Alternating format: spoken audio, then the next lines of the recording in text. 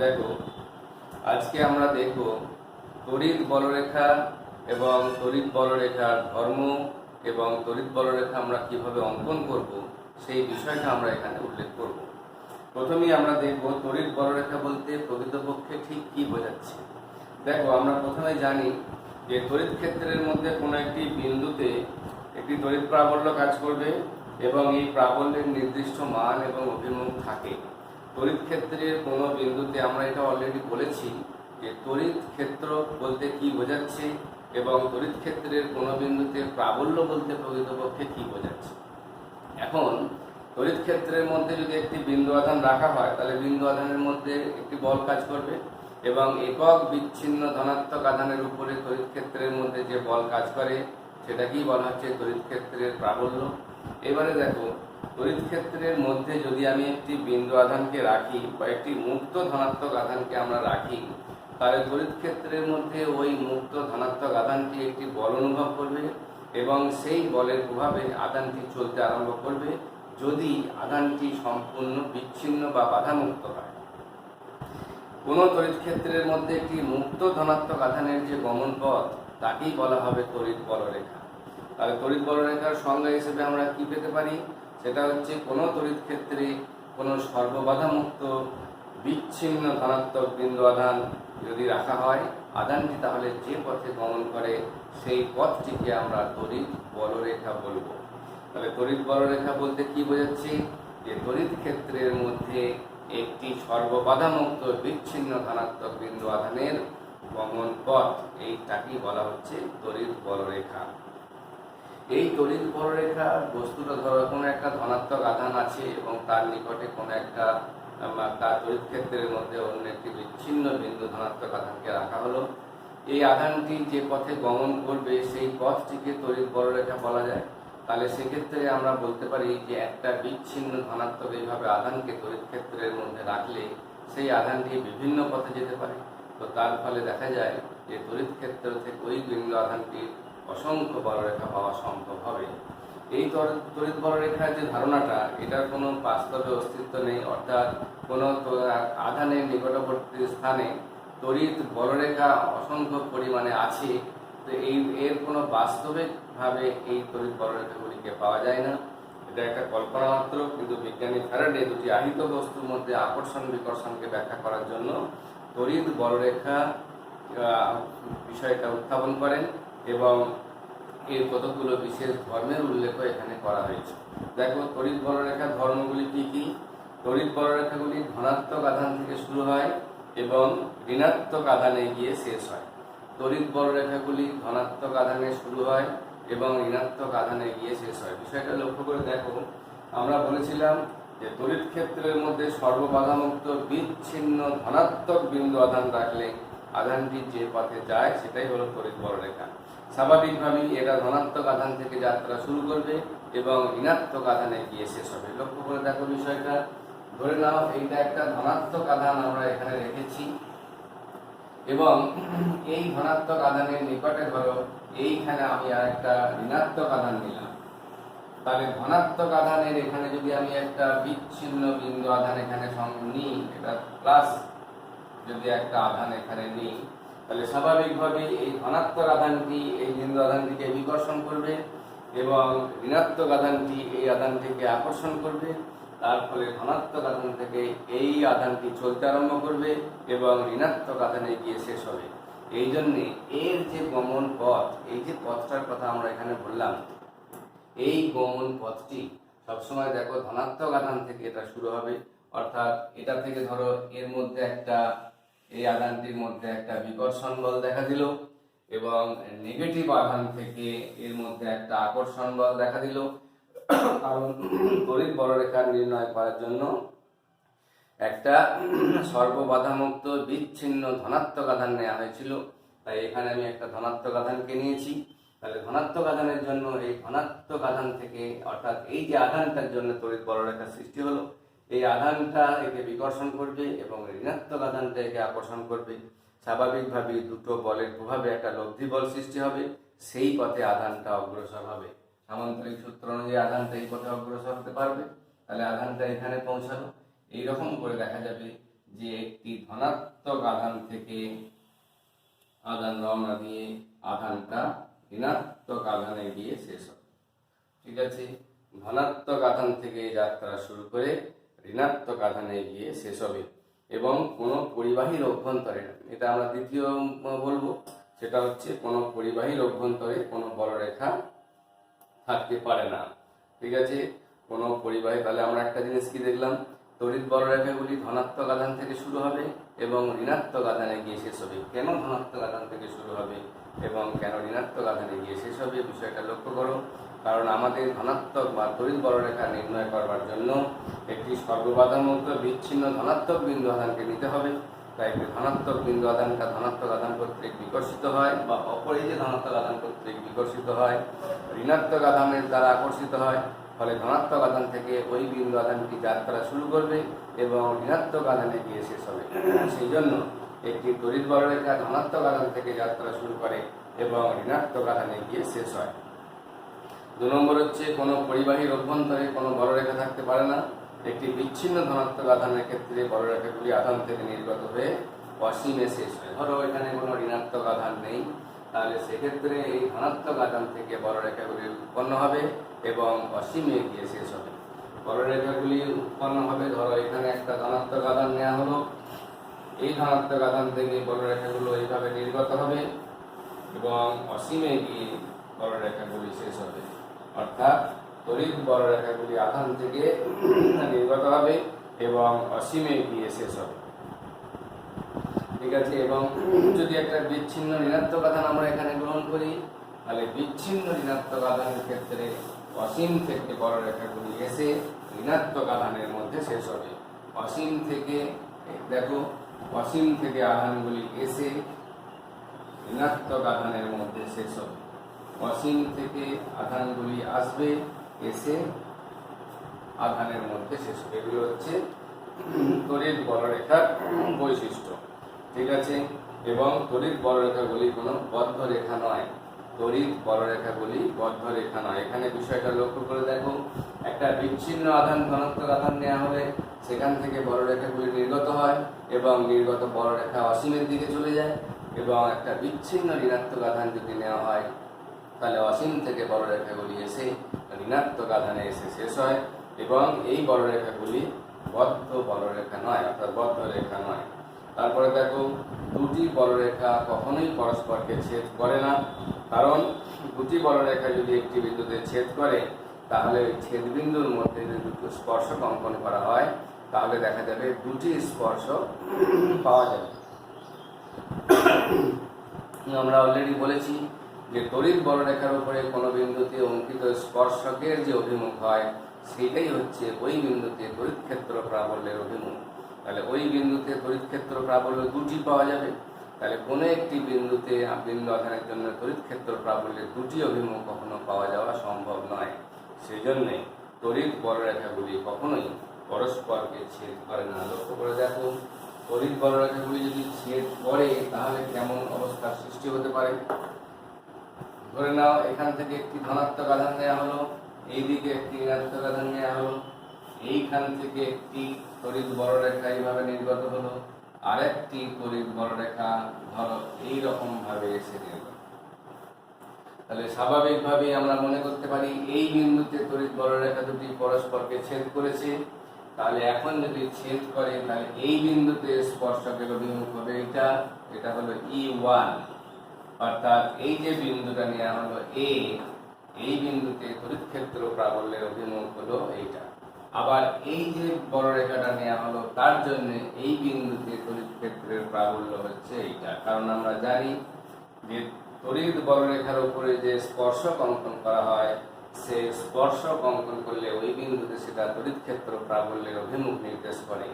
তাহলে যদি তড়িৎ বলরেখাগুলি পরস্পরকে ছেদ করে, তড়িৎ বলরেখা যদি পরস্পরকে ছেদ করে তাহলে এই বিন্দুতে দেখো দুটি প্রাবল্যের অভিমুখ পাওয়া যাচ্ছে, একটা E1 এর দিকে পাওয়া যাচ্ছে, একটা E2 এর দিকে তড়িৎ ক্ষেত্র প্রাবল্যের অভিমুখ পাওয়া যাচ্ছে। কিন্তু আমরা জানি যে কোনো একটি বিন্দুতে তড়িৎ ক্ষেত্র প্রাবল্যের অভিমুখ কখনোই একাধিক হতে পারে না, অর্থাৎ দুটি প্রাবল্যের অভিমুখ কখনো হতে পারে না। তাহলে আমরা বলতে পারি যে তড়িৎ বলরেখাগুলি পরস্পরকে ছেদ করবে না। যদি ছেদ করে তাহলে একই বিন্দুতে দুটি তড়িৎ প্রাবল্যের অভিমুখ পাওয়া যাবে, অর্থাৎ তড়িৎ প্রাবল্যের দুটি অভিমুখ পাওয়া যাবে, যেটা বাস্তবিক পক্ষে সম্ভবপর নয়। সেই জন্য তড়িৎ বলরেখাগুলির ধর্মে বলা হচ্ছে যে তড়িৎ বলরেখাগুলি পরস্পরকে ছেদ করে না। ঠিক আছে, এরপরে দেখো তড়িৎ বলরেখাগুলি পরস্পরকে পাশের দিকে অর্থাৎ দৈর্ঘ্যের লম্ব দিকে বিকর্ষণ করে। অর্থাৎ এই যে তড়িৎ বলরেখাগুলি আমরা দেখিয়েছিলাম, এই তড়িৎ বলরেখাগুলি পরস্পরকে অর্থাৎ এখান থেকে একটা বলরেখা তৈরি হলো, এখান থেকে আরেকটা বলরেখা তৈরি হলো, এই যে বলরেখাগুলি নেওয়া হচ্ছে, এই বলরেখাগুলি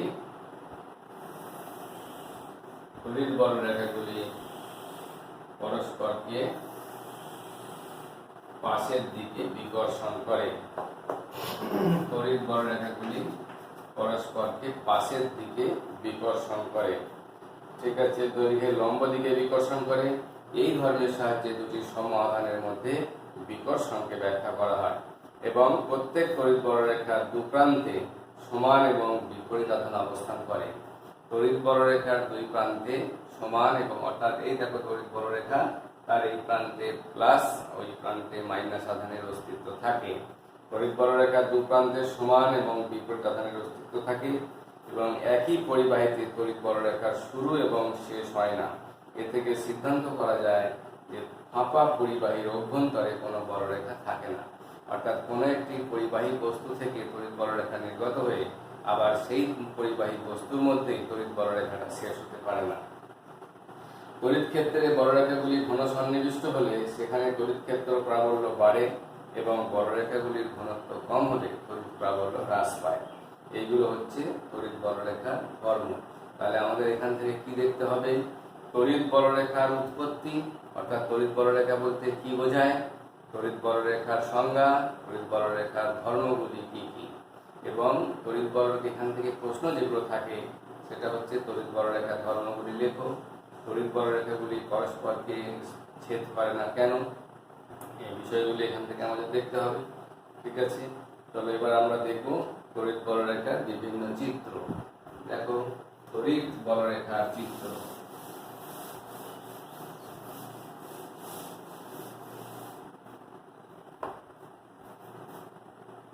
তড়িৎ বলরেখার চিত্র।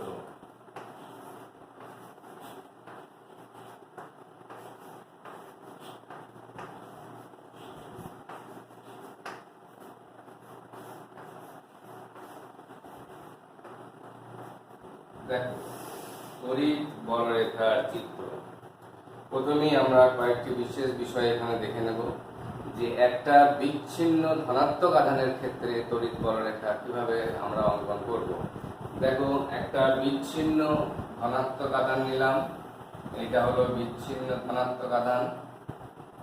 এই বিচ্ছিন্ন ধনাত্মক আধানের ক্ষেত্রে বলরেখাগুলি বহির্মুখী হয়, অর্থাৎ বলরেখাগুলি এইভাবে বহির্মুখে হয়, এইভাবে বলরেখাগুলি বহির্মুখী, অর্থাৎ দেখো তীর চিহ্ন দেখে বোঝা যাচ্ছে যে তড়িৎ বলরেখাগুলি ধনাত্মক আধান থেকে বহির্মুখী হয় এবং এই তড়িৎ বলরেখাগুলিকে পিছন দিকে বর্ধিত করা হয় তাহলে সেটা আধানের কেন্দ্রবিন্দুতে চলে আসে, অর্থাৎ আধানের কেন্দ্রবিন্দুতে মিলিত হয়। অর্থাৎ এই আধানটিকে যদি পিছন দিকে বর্ধিত করা হয় তাহলে আধানের কেন্দ্রে চলে যাবে, এই আধানটিকে, এই বলরেখাটিকে যদি পিছন দিকে বর্ধিত করা হয় আধানের কেন্দ্রে যাবে, এই বলরেখাটিকে পিছন দিকে বর্ধিত করলে, এইটাকে পিছন দিকে বর্ধিত করলে আধানের কেন্দ্রবিন্দুতে পৌঁছবে। তাহলে এখান থেকে আমরা কি দেখতে পেলাম যে তড়িৎ বলরেখা ধনাত্মক আধানের ক্ষেত্রে বহির্মুখী হয় এবং সুষমভাবে সজ্জিত থাকবে এবং বলরেখাগুলিকে পিছন দিকে বাড়ালে বলরেখাগুলি আধানের কেন্দ্রে চলে আসে, অর্থাৎ আধানের কেন্দ্রবিন্দুতে এসে মিলিত হয়। এবং আমরা যখন ঋণাত্মক আধান দেখব, দেখো তড়িৎ বলরেখার এটা হলো ধনাত্মক আধানের জন্য চিত্র। আমরা এবার ঋণাত্মক আধান দেখব। দেখো এরকম আমি একটা ঋণাত্মক আধান নিয়ে নিলাম। এই ঋণাত্মক আধানের ক্ষেত্রে বলরেখাগুলি অন্তর্মুখী, অর্থাৎ আধানের দিকে হবে এবং সুষমভাবে সজ্জিত হবে এবং বলরেখাগুলিকে বাড়ালে এগুলো কেন্দ্রের মধ্যে মিলিত হবে। দেখো এখানে বলরেখাটা টানলাম, তাহলে বলরেখাটার তীর চিহ্নটার দিকে বিশেষ করে লক্ষ্য করো। এখানে দেখো বলরেখার তীর চিহ্নটার দিকে লক্ষ্য করো। ঋণাত্মক আধানের ক্ষেত্রে লক্ষ্য করো, ঋণাত্মক আধানের ক্ষেত্রে দেখো বলরেখাগুলি ঋণাত্মক আধানের অভিমুখী হয় এবং এই বলরেখাগুলিকে ভিতরের দিকে বাড়ালে অর্থাৎ আধানের দিকে বর্ধিত করলে এই বলরেখাগুলি আধানের কেন্দ্রবিন্দুতে মিলিত হয়। এখানে লক্ষ্য করে দেখো, আমরা যদি বর্ধিত করি, দেখো আধানের কেন্দ্রবিন্দুতে এখানে মিলিত হচ্ছে। তাহলে দেখা যাবে যে ঋণাত্মক আধানের ক্ষেত্রে তড়িৎ বলরেখাগুলি আধানের অভিমুখী হয় এবং বর্ধিত করলে আধানের অর্থাৎ তড়িৎ বলরেখাগুলি আধানের কেন্দ্রবিন্দুতে মিলিত হয়। অর্থাৎ ধনাত্মক আধানের ক্ষেত্রে যেমন বলরেখাগুলি আধান থেকে বহির্মুখে পাওয়া যায়, তীর চিহ্ন দেখে আমরা সেটা দেখিয়েছি। ঋণাত্মক আধানের ক্ষেত্রে তড়িৎ বলরেখাগুলি আধানের দিকে যায় এবং এটাকে আরো বর্ধিত করলে তড়িৎ বলরেখাগুলি আধানের কেন্দ্রবিন্দুতে মিলিত হয়। অর্থাৎ তড়িৎ বলরেখাগুলি এখানে যেটা অঙ্কন করা হয়েছে ধনাত্মক আধানের ঠিক বিপরীত দিকে করা হয়েছে। আরেকটা বিষয় আমাদের এখান থেকে লক্ষ্য করবার মতো বিষয় আছে, সেটা হচ্ছে তড়িৎ বলরেখাগুলি আধান থেকে লম্বভাবে নির্গত হয় এবং আধানের মধ্যে লম্বভাবে এসে প্রবেশ করে। তড়িৎ বলরেখাগুলি আধান থেকে লম্বভাবে নির্গত হচ্ছে এবং লম্বভাবে এসে এর মধ্যে প্রবেশ করবে। এরপর দেখো দুটি সমপরিমাণ বিপরীত আধানের ক্ষেত্রে কি ধরনের চিত্র অঙ্কন করব। দেখো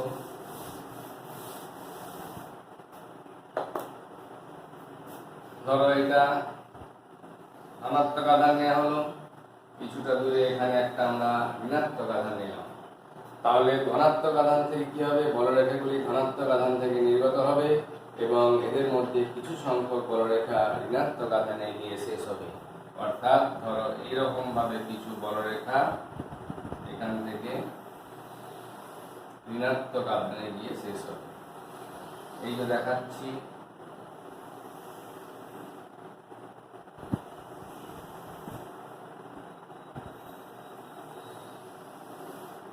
কিছু বলরেখা ঋণাত্মক আধানে গিয়ে শেষ হবে। দেখো ধনাত্মক আধান থেকে কিছু বলরেখাগুলি ঋণাত্মক আধানে গিয়ে শেষ হবে।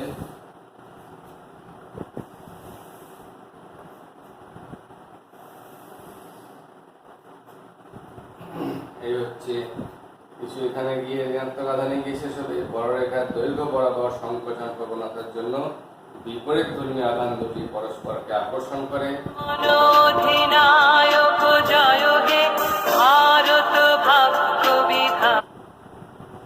ঠিক আছে, তাহলে দেখা যাচ্ছে যে তড়িৎ বলরেখাগুলির ক্ষেত্রে এখানে লক্ষ্য করার বিষয় সেটা হচ্ছে যে তড়িৎ বলরেখার ক্ষেত্রে এইভাবে আমরা চিত্রগুলো অঙ্কন করব এবং কিছু বলরেখাগুলো আমরা এইরকম ভাবে অঙ্কন করব।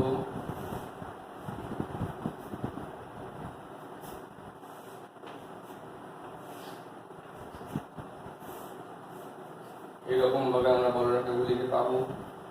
আর এখানে আবার কিছু বলরেখা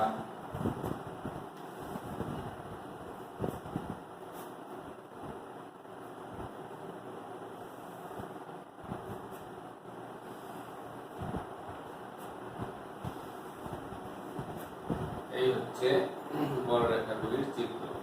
তাহলে এখানে বিষয়টার দিকে লক্ষ্য করো, তাহলে দেখা যাচ্ছে যে তড়িৎ বলরেখাগুলি ধনাত্মক আধান থেকে নির্গত হয় এবং এদের মধ্যে কিছু সংখ্যক বলরেখা ঋণাত্মক আধানে গিয়ে শেষ হয় এবং বলরেখার দৈর্ঘ্য বরাবর সংকোচন প্রবণতা থাকে। অর্থাৎ বলরেখাগুলি দৈর্ঘ্য বরাবর সংকুচিত হবার চেষ্টা করে এবং এই জন্যে এরা আধান দুটি পরস্পরকে আকর্ষণ করে। লক্ষ্য করো, একটা ধনাত্মক আধান এবং একটা ঋণাত্মক আধান পরস্পরকে আকর্ষণ করবে। তাহলে এখান থেকে লক্ষ্য করা যাচ্ছে যে দুটো আধান, একটা ঋণাত্মক এবং একটা ধনাত্মক আধান কেন পরস্পরকে আকর্ষণ করে, বলরেখার ধর্মের সাহায্যে এটাকে আমরা ব্যাখ্যা করতে পারি। সেটা হচ্ছে একটা ধনাত্মক আধান এবং একটা ঋণাত্মক আধান এমনভাবে বলরেখাগুলিকে তৈরি করেছে যে এই বলরেখাগুলি নিজেদের মধ্যে সংকোচনের একটা প্রবণতা আছে। অর্থাৎ সেই জন্যে যদি এই বলরেখাগুলি সংকুচিত হয় তাহলে ঋণাত্মক এবং ধনাত্মক আধানগুলি পরস্পরের কাছে সরে আসবে। এইটাকেই আমরা আকর্ষণ করব। তাহলে দেখা যাচ্ছে বলরেখার ধর্মের সাহায্যে এই আধানগুলি পরস্পর দুটি ঋণাত্মক এবং ধনাত্মক আধান পরস্পরকে আকর্ষণের বিষয়টা আমরা এখান থেকে বর্ণনা করতে পারব। এরপরে দেখো দুটি সমজাতীয় আধান এবং সমপরিমাণ আধান, তাদের মধ্যে কিভাবে আমরা চিত্র অঙ্কন করবো। দেখো বলরেখাগুলি কিভাবে থাকে। দেখো এখানে একটা ধনাত্মক আধান নেওয়া হয়েছে, এখানে আরেকটা ধনাত্মক আধান নেওয়া হয়েছে। তাহলে স্বাভাবিকভাবেই এক্ষেত্রে বলরেখাগুলি আধান দুটির মধ্যবর্তী স্থানে বেঁকে যাবে, অর্থাৎ বলরেখাগুলি এইরকম ভাবে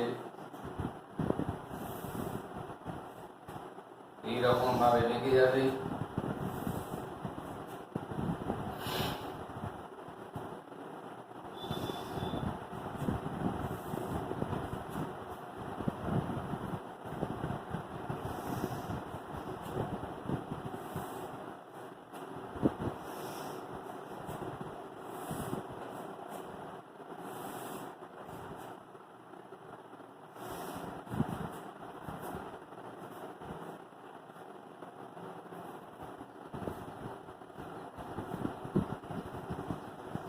তাহলে এক্ষেত্রে দেখো বলরেখাগুলি আধান দুটির মধ্যবর্তী স্থানে বেঁকে যায় এবং এর ফলে কি হবে, মধ্যবর্তী অঞ্চলে যে ক্রস চিহ্নযুক্ত জায়গাটা আমরা এখানে দেখিয়েছি, এই অঞ্চলের মধ্যে দিয়ে কোনো বলরেখা যায় না, এই বিন্দুটার মধ্যে দিয়ে কোনো বলরেখা যায় না।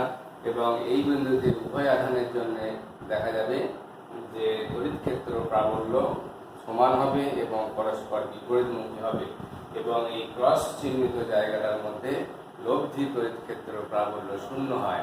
তাহলে এখান থেকে বোঝা গেল দুটি সমান এবং সমজাতীয় আধানের মধ্যবর্তী স্থানে একটা বিন্দু পাওয়া যায়, যে বিন্দুর মধ্য দিয়ে তড়িৎ বলরেখা অতিক্রম করতে পারে না, এবং তার ফলে ওই বিন্দুতে লব্ধি তড়িৎ ক্ষেত্র প্রাবল্যটা শূন্য হয়, এবং ওই বিন্দুটিকে আমরা বলবো উদাসীন বিন্দু। ওই বিন্দুটিকে আমরা এখানে উদাসীন বিন্দু বলব। তো ওই বিন্দুটিকে আমরা এখানে উদাসীন বিন্দু হিসেবে বলবো। তাহলে দেখা যাচ্ছে যে বলরেখাগুলি পাশের দিকে পরস্পরকে বিকর্ষণ করে বলে এই ঘটনা ঘটে, দুটোর মধ্যে আধান দুটির মধ্যে বিকর্ষণ ঘটে, অর্থাৎ বলরেখাগুলি পাশের দিকে, এই যে বলরেখাগুলি দেখো ধনাত্মক আধান থেকে নির্গত বলরেখা, এখানে ধনাত্মক আধান থেকে নির্গত বলরেখা, তারা পরস্পরকে বিকর্ষণ করছে। এই বিকর্ষণ করবার ফলে আধান দুটির মধ্যে বিকর্ষণ বলের সৃষ্টি হয়, অর্থাৎ বলরেখা ধারণা থেকে আধান দুটির মধ্যে বিকর্ষণ কেমন হয় সেই বিষয়টা আমরা এখান থেকে দেখতে পেলাম। এরপরে দেখো সুষম বা সমবল তড়িৎ ক্ষেত্রের চিত্র। সুষম বা সমবল তড়িৎ ক্ষেত্র দেখো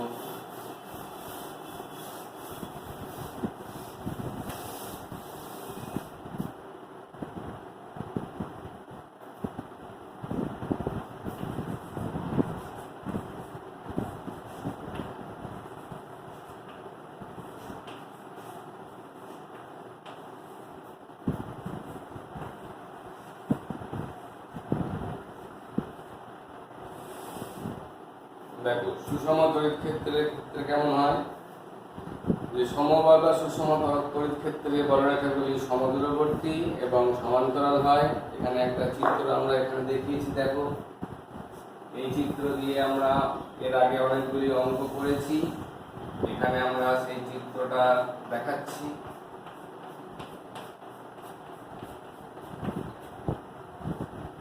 দেখো দেখো দুটি বিপরীত আধানে আহিত সমান্তরাল পাত নেওয়া হয়েছে, এটা ধনাত্মক আধানে আহিত সমপাত এবং এটা ঋণাত্মক আধানে আহিত একটা পাত নেওয়া হয়েছে। ধনাত্মক আধানে আহিত পাত এবং ঋণাত্মক আধানে আহিত দুটো পাত পরস্পর সমান্তরালে রাখা হয়েছে। এর মধ্যবর্তী স্থানে যে তড়িৎ ক্ষেত্রটা পাওয়া যাচ্ছে সেই তড়িৎ ক্ষেত্রটাকে আমরা এখানে দেখিয়েছি, এটা হলো সুষম তড়িৎ ক্ষেত্র। আমরা আগে দেখিয়েছিলাম যে এই রকম পাতের মধ্যে তড়িৎ ক্ষেত্র সৃষ্টি হয়েছে এবং সেই তড়িৎ ক্ষেত্রের গাণিতিক সমস্যাগুলো আমরা পড়িয়েছি। এখানে দেখো দুটি সমান্তরাল পাত নেওয়া হয়েছে এবং পাতে একটা পজিটিভ আধানে আহিত করা হয়েছে, একটাকে নেগেটিভ আধানে আহিত করা হয়েছে। তাহলে দুটি এইভাবে যখন নেওয়া হয়েছে তাদের মাঝখানে এই জায়গাটার মধ্যে তড়িৎ ক্ষেত্র সৃষ্টি হয়েছে, এবং দেখো দুটি মধ্যবর্তী স্থানে তড়িৎ ক্ষেত্রটা হচ্ছে সুষম। এখান থেকে দেখো ধনাত্মক পাত থেকে তড়িৎ বলরেখাগুলো এইভাবে নির্গত হবে, ধনাত্মক পাত থেকে তড়িৎ বলরেখাগুলো এইভাবে নির্গত হবে।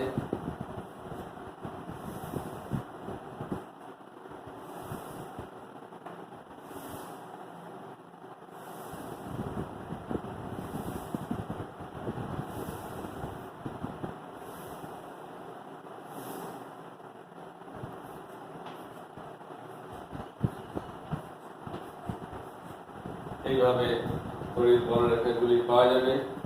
এক্ষেত্রে তড়িৎ ক্ষেত্র প্রাবল্যটা সুষম তড়িৎ ক্ষেত্র প্রাবল্য পাওয়া যায়, কিন্তু প্রান্তের দিকে তড়িৎ ক্ষেত্র প্রাবল্যগুলি সুষম থাকে না, তখন তড়িৎ বলরেখাগুলি এইভাবে বেরিয়ে যায়।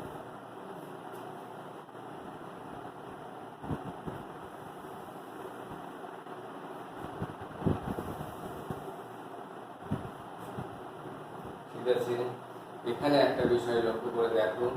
তো আমরা জানি তড়িৎ বলরেখাগুলি পাশের দিকে পরস্পরকে বিকর্ষণ করতে থাকে।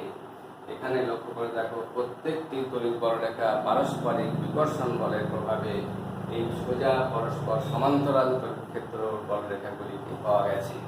এবং এই যে প্রান্তের দিকে তড়িৎ ক্ষেত্রের বলরেখাগুলি দেখো, এই তড়িৎ ক্ষেত্রের বলরেখা দ্বারা বিকর্ষিত হয়, কিন্তু এদিকে কোনো তড়িৎ ক্ষেত্রের বলরেখা না থাকায় বিকর্ষিত হয়ে বাইরের দিকে লেগে যায়। ওই জন্য সমান্তরাল পাতের মাঝে যখন আমরা তড়িৎ ক্ষেত্র দেখব, তখন কয়েকটা বিষয় আমাদের নজর করতে হবে, খেয়াল করতে হবে। সেটা হচ্ছে, সুষম পাতের ভিতরের দিকে তড়িৎ ক্ষেত্র প্রাবল্য সুষম হয়, কারণ সুষম তড়িৎ ক্ষেত্রে তড়িৎ বলরেখাগুলি পরস্পর সমান্তরাল থাকে, এবং এই জন্য দুটি পাতের মধ্যবর্তী স্থানে বেশিরভাগ জায়গাতে সুষম তড়িৎ ক্ষেত্র প্রাবল্য পাওয়া যায়। কিন্তু প্রান্তের দিকে তড়িৎ ক্ষেত্র প্রাবল্যটা দেখো সুষম পাওয়া যায় না, কারণ তড়িৎ ক্ষেত্রের বলরেখাগুলো এইভাবে বেঁকে যায়।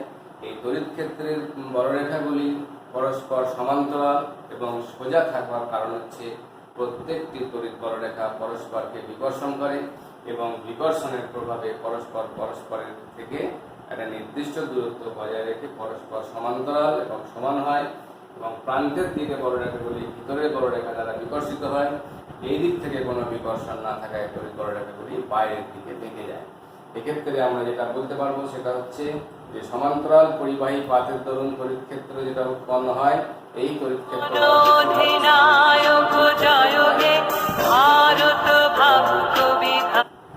ঠিক আছে, সুষম তড়িৎ ক্ষেত্রটা আমরা এখানে পাবো। এবার দেখো, তাহলে দেখা যাচ্ছে যে, এবং পাতের কিনারার ক্ষেত্রে তড়িৎ ক্ষেত্রটা সুষম তড়িৎ ক্ষেত্র পাওয়া যায় না। পাতের কিনারায় সুষম তড়িৎ ক্ষেত্রটা সুষম পাওয়া যাবে না।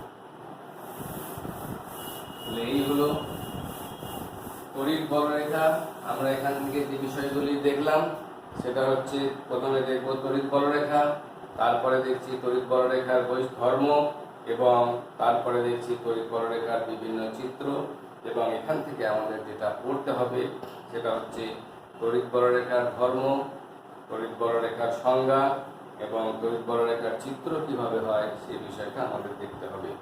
এরপরে আমরা দেখব তড়িৎ বলরেখার সাহায্যে তড়িৎ ক্ষেত্র প্রাবল্য। দেখো, ম্যাক্সওয়েলের মতানুসারে আমরা বলতে পারি সেটা হচ্ছে যে, এপসাইলন তড়িৎভেদ্যতা সম্পন্ন কোনো মাধ্যমে কিউ পরিমাণ আধান থেকে কিউ বাই এপসাইলন পর্যন্ত বলরেখা নির্গত হয়। ম্যাক্সওয়েলের একটি তত্ত্ব এখানে দেওয়া হয়েছে। সেই তত্ত্বটি হচ্ছে যে, এপসাইলন তড়িৎভেদ্যতা সম্পন্ন কোনো মাধ্যমে কিউ আধান থেকে কিউ বাই এপসাইলন সংখ্যক বলরেখা নির্গত হয়। কিউ বাই এপসাইলন সংখ্যক বলরেখা নির্গত হয়। এখন কিউ আধানটিকে কেন্দ্র করে ধরো আর ব্যাসার্ধের একটা বৃত্তাকার একটা গোলক কল্পনা করা হলো, এবং কিউ বাই এপসাইলন সংখ্যক বলরেখা ওই গোলকের তলকে লম্বভাবে অতিক্রম করবে। ধরো, কোনো একটি বলা হয়েছে যে, এপসাইলন তড়িৎভেদ্যতা সম্পন্ন কোনো মাধ্যমে যদি একটা কিউ আধান রাখা হয়, ধরো এখানে একটা কিউ আধান রাখা হলো, এবং এপসাইলন তড়িৎভেদ্যতা সম্পন্ন মাধ্যম নেওয়া হলো, এবং সেই মাধ্যমের মধ্যে এই তড়িৎ বলরেখা এখান থেকে নির্গত হবে। সেটা হচ্ছে কিউ বাই এপসাইলন সংখ্যক তড়িৎ বলরেখা নির্গত হবে। এখন যদি আর ব্যাসার্ধের একটা গোলক কল্পনা করা হয় এটাকে নিয়ে, তাহলে আর ব্যাসার্ধের একটা গোলক কল্পনা করা হলো, এর ক্ষেত্রফল হলো 4πr²। তাহলে একক ক্ষেত্রফলে নির্গত যে বলরেখার সংখ্যা তার পরিমাণ হচ্ছে, দেখো, q by epsilon by 4 pi r square, 4 pi r square equal to q by 4 pi epsilon 0 r square.